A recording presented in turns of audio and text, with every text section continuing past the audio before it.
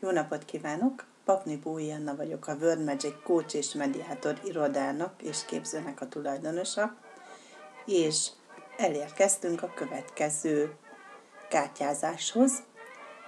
A február hónapot újra Napoleon Hill gondolataival kezdjük. Annyira nagyszerű Napoleon Hillnek a Teljes Gondolkodj és Gazdagodj című könyve, hogy arra gondoltam, néhány hónapon keresztül mindig ebből válogatom ki az első 10 napra való gondolatot, vagy 10 napra való kártyát, és a többi napot pedig valamelyik másik kedvenccel fogjuk majd kitölteni.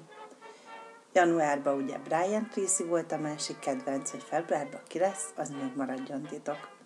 Remélem, hogy ezek a kis kártyák nem csak nekem okoznak örömöt, hanem másoknak is, hiszen kártyázni valóban egy nagyszerű munka, és ha csak naponta egyet húz belőle az ember, és kíváncsi rá, hogy mit üzen a sorsa vagy a lelke ezeken a kis kártyákon keresztül, már akkor is egy igazán szórakoztató dologban lehet része, akár teljesül, akár nem.